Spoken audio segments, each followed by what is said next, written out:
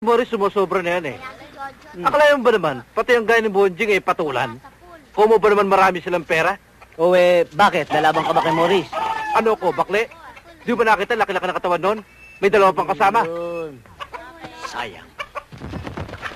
Kung hindi lamang ako nagretiro sa pagiging boksingero, kahit na 10 pa yung bodyguard ni Morris na yan, hindi ubra sa akin yan.